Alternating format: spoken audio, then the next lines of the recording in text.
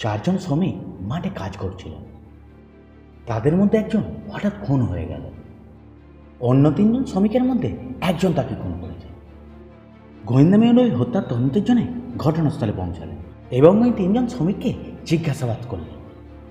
তিনজনের মধ্যে প্রথম শ্রমিক বলে, অনেক কাজ ছিল, আমি কাজ করতে ব্যস্ত ছিলাম, আমি কিছু জানি না, তবে দ্বিতীয় শ্রমিক তাকে হত্যা করতে পারে। দ্বিতীয় শ্রমিক বলে, উনি আমার খুব ভালো বন্ধু ছিলেন, আমি কেন ওকে হত্যা করতে যাব, তবে প্রথম শ্রমিক ওকে হত্যা করতে পারে। এরপর তৃতীয় শ্রমিক বলে, আমিও তার বন্ধু, শত্রু নই, আমি কেন তাকে হত্যা করতে যাব। এই তিনজনের কথা শুনে এবং তাদেরকে দেখে ডিটেকটিভ মেহুল তো তৎক্ষণাৎ বুঝে গেছিল যে কে ওই শ্রমিকটিকে হত্যা করেছে। কিন্তু জিনিয়াসরা কি বলতে পারবে ওই শ্রমিকটিকে কে হত্যা করেছে? ভাবো ভাবো।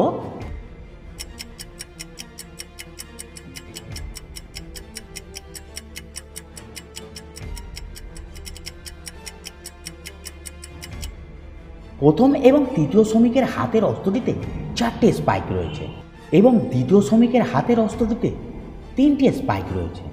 আর এখানে মৃত ব্যক্তির শরীরে 6টি স্পাইকের দাগ রয়েছে। তার মানে 3টি স্পাইক থাকা অস্ত্র দিয়ে দুবার আঘাত করে একে হত্যা করা হয়েছে। যেই অস্ত্রটি 2 নম্বর শ্রমিকের হাতে রয়েছে, তার মানে 2 নম্বর শ্রমিকই একে হত্যা করেছে। জ্যাঙ্গো খুব বিখ্যাত গায়ক ছিলেন। কথা ছিল ভুলে যাব, অনেক মেয়ে তার উপর ক্রাশ খেতেন। একদিন স্থানীয় সংবাদপত্রে জানা যায় যে জ্যাঙ্গো বিয়ে করতে চলেছে। এরপর তার সবথেকে বড় 3 ভক্ত তার সাথে দেখা করতে এসেছেন। তাদের দেখা হবার পরে জ্যাঙ্গোকে মৃত অবস্থায় দেখতে পাওয়া যায়। ওই 3 ভক্তকে যেতে দেওয়া হয়নি। এরপর গোয়েন্দা মেহুলকেই হত্যা তদন্তের জন্য ডাকা হয়। মেহুল এই 3 ভক্তকে জিজ্ঞাসাবাদ করলেন এবং তারা 3 জনেই একই কথা বললেন। আমরা চোখের সাথে দেখা করেছি এবং তার ফটোকপি নিয়ে চলে গেছি, আমরা তাকে হত্যা করিনি। মেহুল যজ্ঞার স্বাক্ষর করা একটি কাগজ পেয়েছিলেন। ওই কাগজটি একটি জাল অটোগ্রাফ নিতে ব্যবহৃত হতে পারে। জিনিয়াসরা কি ওই 3 মহিলার শরীরে করা অটোগ্রাফগুলির দিকে তাকিয়ে ভালো করে বলতে পারবেন যে কোন অটোগ্রাফটি নকল করা হয়েছে?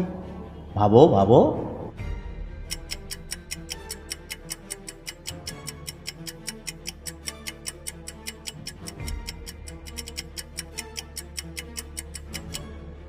প্রথম মহিলার গলায় দেখুন অটোগ্রাফটি উল্টো রয়েছে, তার মানে উনি অটোগ্রাফটি নকল করেছেন এবং তাড়াহুড়ো করে উল্টো করে ফেলেছেন। তার মানে উনি জ্যাঙ্গোকে হত্যা করেছেন। তাই অটোগ্রাফটি নকল করে নিজেকে নির্দোষ প্রমাণ করার চেষ্টা করেছিলেন। ভিডিওটিকে দেখার জন্য ধন্যবাদ। এই ধরনের আরও ধাঁধার ভিডিও দেখতে ভিডিওটাকে একটি লাইক করে চ্যানেলটিকে সাবস্ক্রাইব করে দিও এবং পাশে থাকা বেল আইকনটি অল করে দিও, তাহলে সবার আগে ভিডিওর নোটিফিকেশান তোমার কাছে পৌঁছাবে।